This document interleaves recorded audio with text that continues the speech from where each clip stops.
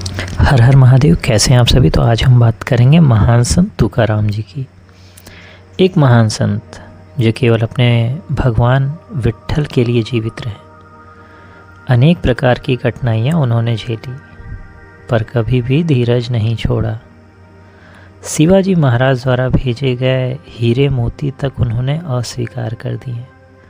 उन्होंने कहा, मुझ जैसे व्यक्ति के लिए ये किस काम के।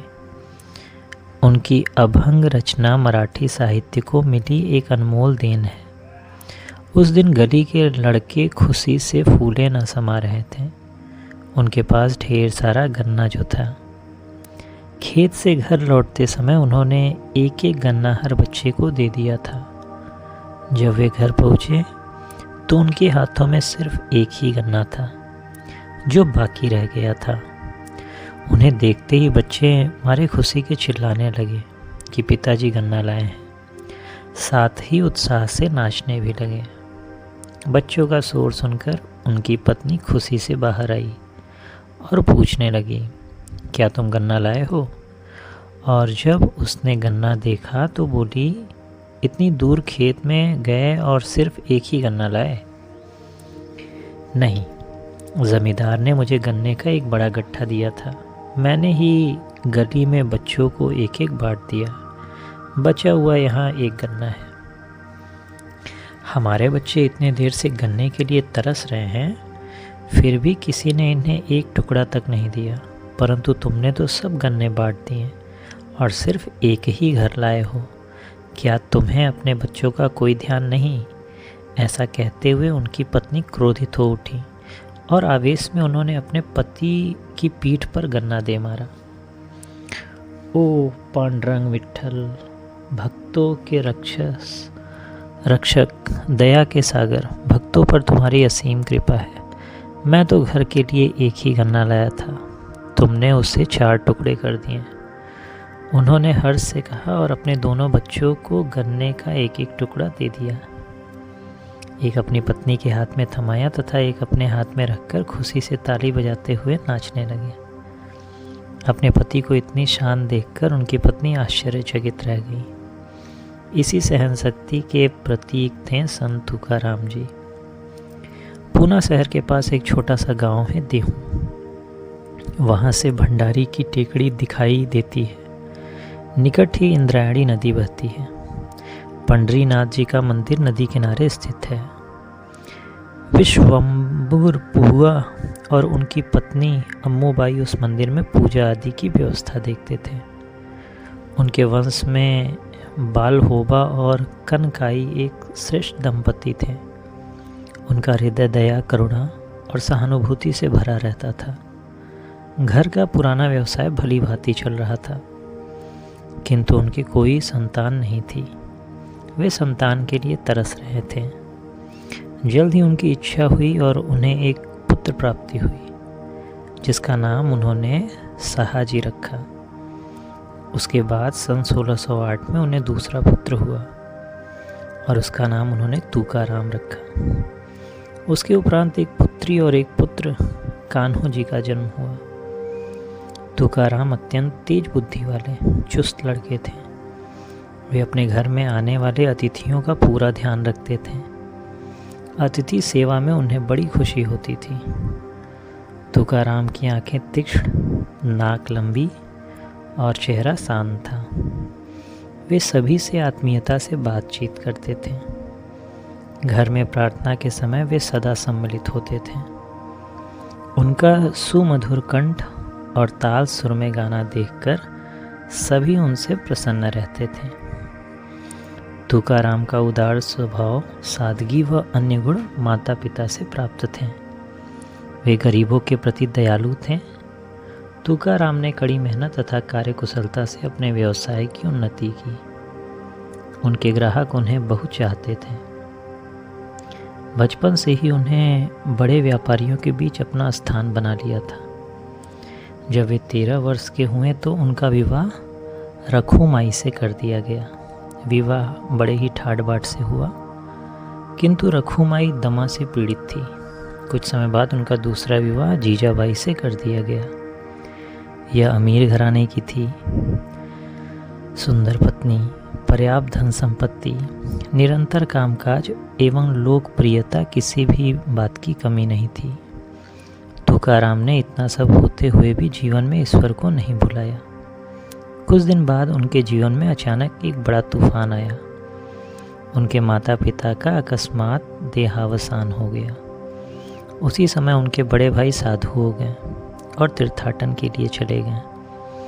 उसके उपरांत भाभी भगवान को प्यारी हो गई। तुकाराम जी को ऐसा लगा मानो किसी ने उनके घाव को और जला दिया हो। उसी वर्ष जबरदस्त अकाल पड़ा, जिस कारण व्यापार में मंदी आ गई। जमीन बंजर हो गई, बहुत से जानवर मर गए, सभी ओर त्राही त्राही सी मच गई। तुकाराम जी का जीवन दुख के सागर में डूब गया। जो रकम उन्हें मिली थी वह वसूल नहीं हो सकी। दूसरी ओर कर्जदारों का दबाव बढ़ गया। घर की वस्तुएं बेचनी पड़ी। उसी समय उनकी प्रथम पत्नी रखुमाई और बेटा भगवान को प्यारे हो गए। उसका कारण था भोजन का अभाव। इस प्रकार एक के बाद एक विपत्तियों ने उन्हें आ घेरा, जिससे उनके मन का संतुलन नहीं रहा। उनका अपना परिवार से मन उछड़ गया। उन्होंने अपने आप को भगवान विट्ठल के चरणों में सौंप दिया। उनके अंतरंग में विट्ठल का सौंदर्य व प्रेम पनपता गया और उसका प्रभाव उन पर पूरी तरह छा गया। जीजाबाई अपार संपन्नता व आराम के बीच पली थी। वह इस दुर्भाग्य से दुखी हो गई। इसके बावजूद उन्होंने अपना इरादा पक्का किया और निकट के संबंधियों से सहायता व सहयोग मांगा। उन्होंने व्यवसाय में चतुर तुकाराम के पुनः व्यवसाय शुरू करने को कहा। एक बार जीजाबाई कुछ मिर्च खरीद लाई, जिसे उन्होंने एक बैल पर रखा और तुकाराम से कहा कि इसे पड़ोस के गांव में बेच दो। तुकाराम ने बाजार पहुंचकर मिर्च का गट्ठा एक ओर रखा, बैल को पास के झाड़ में बांधा और पांडुरंग के ध्यान में मग्न हो गए। इसी दौरान ग्राहक आए और मिर्च की कीमत पूछने लगे। तुकाराम बोले, तुम्हें तो पता होगा कि शहर में मिर्च की अभाव बिक रही है, उसी कीमत पर इसे ले लो। संत के ये वचन सुनकर लोग मिर्च खरीदने के लिए झगड़ने लगे। उन्होंने मनमाने तरीके से माप तोल की और मिर्च लेकर चलते बने। कुछ ग्राहकों ने पैसा दिया तो कुछ ने नहीं दिया। यह सुनकर गांव के कुछ लोगों ने हस्तक्षेप किया और मिर्च की कीमत वसूल की तथा इस साधु व्यापारी के हाथ में सौंप दी। बाजार से लौटते समय कुछ स्वार्थी लोगों ने यह देखकर कि इनके पास पैसा है, उन्हें पीतल का एक कंगन दिया और कहा कि यह सोने का है, और उनके पास का पैसा ठग कर चलते बने। पति को पीतल का कंगन लाया देख जीजाबाई दुख से सिसकारियाँ भरने लगी। कर्ज का भुगतान नहीं हो सका। दूसरे दिन व्यवसाय के लिए पास में पैसा नहीं था। वे चिंता करने लगी कि आगे क्या होगा। तुकाराम ने कहा, थोड़ी देर सब्र से काम लो, भगवान सब कुछ ठीक कर देंगे। यही भगवान तुम्हें ठग रहे हैं, यही तुम्हारे विट्ठल हैं, जो तुम्हारे व्यवसाय, कुशलता, चालाकी और धन कमाने की तुम्हारी बुद्धि नष्ट कर रहे हैं। तुम कितना गलत काम कर रहे हो। एक बार विचार तो करो, बच्चे भूख के मारे तड़प रहे हैं। पहले अपने पैर ठीक तरह जमा लो, फिर भगवान की भक्ति करो। तुम यदि कठोर परिश्रम करोगे तो अनाज, कपड़े, प्रार्थना, पूजा और अतिथि सेवा में कोई कमी नहीं रह सकेगी। यदि तुम्हें भगवान का भजन करते हुए घूमना था तो मुझसे शादी ही क्यों की। जीजाबाई ने साहूकार से फिर कर्ज लिया। उन्होंने उस पैसे से नमक खरीदा और अपने पति को कुशल व्यापारियों के संग रवाना कर दिया। तुकाराम व्यापारियों के साथ बैल पर नमक लदवाकर बाजार की ओर निकल पड़े।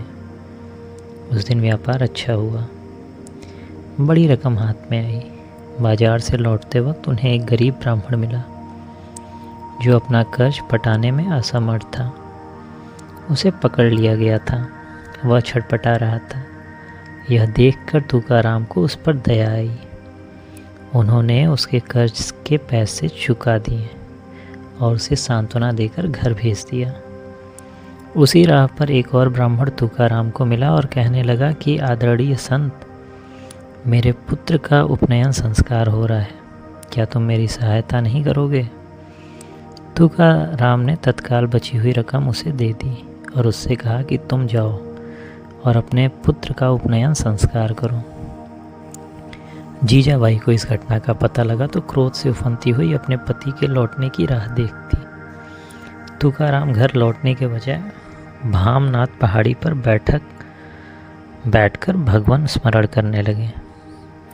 बहुत खोज के बावजूद तुकाराम का पता नहीं चला। जीजाबाई सोचने लगी, पति से कठोर व्यवहार करना और उन्हें ताने देना मेरे लिए उचित नहीं था। मैंने उनकी भावना को चोट पहुंचाई। उस दिन उन्होंने पति की याद करते हुए भोजन बनाया। उन्होंने काशी और महादेव को भोजन परोसा। अपने पति के लिए भोजन का डिब्बा तैयार किया। तातरड़ी के जल की सुराही भरी और भंडारी पहाड़ी की ओर निकल पड़ी। पत्थरों की ठोकर और कांटों की चुभन उनको विचलित नहीं कर सकी। उन्हें पांडुरंग पांडुरंग के शब्द सुनाई पड़े और उन्होंने पति को वहाँ देखा। जीजाबाई ने नम्रतापूर्वक कहा, ओ संत महोदय, क्या तुम्हें यह शोभा देता है कि हमें छोड़कर इस पहाड़ी पर रहने लगे? मन की पीड़ा को किसी प्रकार नियंत्रित कर वे बोली, तुमने 4-5 दिनों से भोजन नहीं किया। हाथ पैर मुंह धो लो, मैं भोजन लाई हूँ, कृपया इसे ग्रहण करो। उन्होंने डिब्बा खोला और पति को भोजन परोसा। दोनों ने संतुष्ट चित्त से भोजन किया और दोनों सुखी खुशी घर पहुँचे। कुछ दिन घर में रहने के बाद संत तुकाराम ने अनुभव किया कि उन्हें जनता के बीच नहीं रहना चाहिए। वे भंडारी पहाड़ी के पश्चिम में एक गुफा में जाकर रहने और ध्यान करने लगे। इसके अतिरिक्त उन्होंने ज्ञानेश्वर, नामदेव, एकनाथ व ऐसे ही महान संतों द्वारा रचित भजनों का अध्ययन किया। उससे उनके अंतरात्मा को शांति मिली। उनका मस्तिष्क किसी फूल की तरह खिल उठा। वे अब स्वयं भजन गाने लगे। फिर भी उन्होंने एक दुख बना हुआ था। उन पर गुरु की कृपा नहीं हुई थी। इस कारण उनका हृदय तड़प रहा था। एक दिन बहुत अधिक व्यथित होकर और बड़बड़ाते हुए वे सोने चले गए। स्वप्न में उनके सन्मुख साक्षात पंडरीनाथ प्रकट हुए। उनके सिर पर हाथ फेर कर कहा, तुकाराम चिंता न करो, बाबा चैतन्य तुम्हें दीक्षा देंगे। तदनुसार बाबा चैतन्य ने संत तुकाराम को माघ माह के 10वें दिन गुरुवार को शुभ मुहूर्त में दीक्षा दी। छत्रपति शिवाजी महाराज को पता चला है कि उनके राज्य में एक प्रसिद्ध संत रहते हैं। उन्होंने तत्काल कुछ मंत्रियों, जनप्रतिनिधियों और राज दरबारियों को भेजकर तुकाराम को एक शोभा यात्रा में रथ पर विराजमान कर शीश पर छत लगाकर आदरपूर्वक लाने को कहा। शहर में खुशी की लहर उमड़ पड़ी। जीजाबाई अत्यंत हर्षित थी। हम पर छत्रपति शिवाजी महाराज की छत्र छाया है। देवी सर्वमंगला ने हमें निराश्रित नहीं किया। ऐसा कहकर वे घर के भीतर चली गईं और दीप जलाकर उन्होंने भगवान को प्रणाम किया। जब महाराज के राज दरबारी तुकाराम जी के घर पहुँचे तो उन्हें आश्चर्य हुआ। मेरे जैसे साधु के घर दरबारियों को भेजकर महाराज ने मेरा सम्मान किया है। यह महाराज की उदारता है। जब वे विचारमग्न थे तो मंत्री वहां जा पहुँचे। उन्होंने तुकाराम के चरणों में शानदार वस्त्र अर्पित किए। उन्हें राजमहल पधारने के लिए आमंत्रित किया। संत मुस्कुराए और उन्होंने कहा, मेरे जैसे साधु को महल या इस प्रकार शानदार वस्त्र की क्या आवश्यकता है? कृपया इन चीज़ों को आप महाराज को सौंप दीजिए। रुकिए, आप घर पर आई हुई लक्ष्मी को नहीं ठुकरा सकते। माननीय मंत्री जी आपको यह सुंदर वस्त्र अर्पित कर रहे हैं। जीजाबाई ने आकर आगे कहा, भिक्षा मांगने या लोगों से उपहार लेकर हमारी गरीबी समाप्त नहीं होगी। यदि भगवान विट्ठल स्वयं हमें यह सब देते हैं तो हमें संतोष होगा। इस माया जाल में आप मुझे मत बांधिए। ऐसा कहते हुए संत ने उसे आशीर्वाद देते हुए कहा, सज्जनों, इन उपहारों को वापस ले जाओ। भजनों की यह पुस्तकें महाराज को देकर मेरी ओर से धन्यवाद कहना। शिवाजी महाराज ने संत तुकाराम महाराज के आशीर्वाद के साथ आई हुई भजनों की किताबें पढ़ी और हर्ष विभोर हो उठे। आज मुझे आशीर्वाद मिला है, मेरे देश के आशीर्वाद मिला है। ऐसा कहते हुए स्वयं उस महान संत से मिलने चल पड़े। बिना किसी पूर्व सूचना के छत्रपति शिवाजी महाराज संत तुकाराम से मिलने चल दिए। उन्होंने महान सन्यासी भक्त और उदार मना तुकाराम के चरणों में प्रणाम किया और प्रार्थना की, इस भक्त की यह तुच्छ भेद स्वीकार कर अब आप कृपया उसे आशीर्वाद दीजिए। स्वर्ण के पात्रों में हीरे, मोती, जवाहरात और विभिन्न प्रकार के वस्त्र तुकाराम को समर्पित किए जाने लगे। तब जीजाबाई अत्यंत खुशी से फूली न समाई। उन्हें ऐसा प्रतीत हुआ कि दौड़कर उन्हें समेट लें। तुकाराम जी बोले, महाराज, मेरे जैसे साधु सन्यासी के लिए ऐसे जवाहरातों की क्या आवश्यकता है? यदि आपके खजाने में यह सुरक्षित रहें तो इससे गरीबों को लाभ होगा, राज्य की उन्नति होगी, जनता उन्नति के मार्ग पर चलेगी। अत्यंत आदर से महाराज ने प्रार्थना की, ईश्वर की पूजा करने के लिए कम से कम 4 गांव भेंट स्वरूप स्वीकार कीजिए, यह मेरी तुच्छ भेंट है। महाराज, कृपया मेरी चिंता न करें। गरीब सन्यासी किसी न किसी प्रकार जी लेता है। हिंदुओं का नैतिक पतन, भारत का विकास और उसका उद्धार आपकी चिंता का विषय होना चाहिए। यही भगवान विट्ठल की भी इच्छा है। इसे प्राप्त कीजिए, मैं यही भेंट आपसे चाहता हूँ।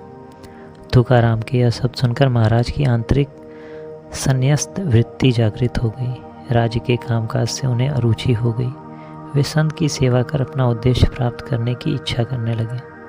शिवाजी महाराज का ऐसा इरादा देखकर तुकाराम ने कहा, कर्तव्य तप से बड़ा होता है। कर्तव्य पालन न करने से मनुष्य को इस जीवन में और मृत्यु के बाद भी उसे सद्गति नहीं मिलती। इसलिए अपने राज्य का शासन अधिक कुशलता व शक्ति से चलाओ। शिवाजी ने उन्हें कर्तव्य का स्मरण दिलाने वाले संत को प्रणाम किया और कहा, आप मुझे आशीर्वाद दीजिए। मैं अपने महल में एक राजा की भांति नहीं बल्कि जनता के सेवक के नाते लौटूंगा। संत तुकाराम को अपने जीवन में अनेक कठिनाइयाँ व नुकसान उठाना पड़ा। उनके मार्ग में बहुत सी बाधाएं आई। अपने व्यक्तिगत सुख की ज़रा भी चिंता न करते हुए वे लोक कल्याण के कार्य में जुटे रहे। अमर स्वर से उन्होंने लोगों के हृदयों में भक्ति के बीज बोए। नैतिकता के आधार पर सरल रूप से जन जन तक पहुँचाया। जनता का साथ एक रूप हो गए। संत तुकाराम के भक्ति गीतों ने लोगों के मन को स्पर्श कर लिया और वे उनके शिष्य बन गए। उनके भक्ति गीत विद्वान और साधारण हर प्रकार के लोगों को कंठस्थ हो गए। ये गीत उनके शिष्यों के लिए एक मूल्यवान धरोहर बन गए। तुकाराम ने अपने जीवन को त्यागने का विचार किया। श्री हरि ने भी उनकी इच्छा पूरी की। एक दिन तुकाराम ने अपने शिष्यों से कहा, मेरा लौकिक कार्य पूरा हो चुका है, मैं आपसे विदा होता हूँ। सुख से रहो और दूसरों की सेवा करो। भोली भोली जीजाबाई का ध्यान रखना। ऐसा कहकर उन्होंने आशीर्वाद दिया और घर आए। उन्होंने जीजाबाई से कहा, मैं स्वर्ग जा रहा हूँ, मैं तुम्हें भी ले आऊँगा, क्या तुम साथ आओगी? जीजाबाई ने कहा, मैं बच्चों, परिवारजनों, गाय बछड़ों को छोड़कर तुम्हारे साथ कैसे आ सकती हूँ? तुकाराम इंद्रायणी नदी की ओर बढ़ चले।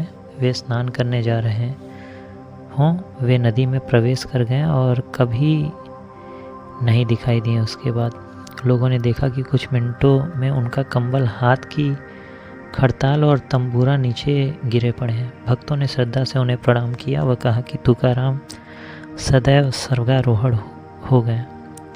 तुकाराम का महाप्रयाण लगभग 1650 में हुआ। उस समय वे 42 वर्ष के थे। उनका एक भक्ति गीत है, कृष्ण मेरी माँ है, कृष्ण है मेरे पिता, कृष्ण मेरे संबंधी है, ऐसा कहते हैं तुका। एक अन्य भक्ति गीत का अर्थ, आज मैंने विट्ठल के चरणों के दर्शन किए, यह सत्कर्मों का फल है, संतों ने मेरी रक्षा की, यह सौभाग्य का समय, परम सौभाग्य का दिन, ऐसा तुका कहते हैं।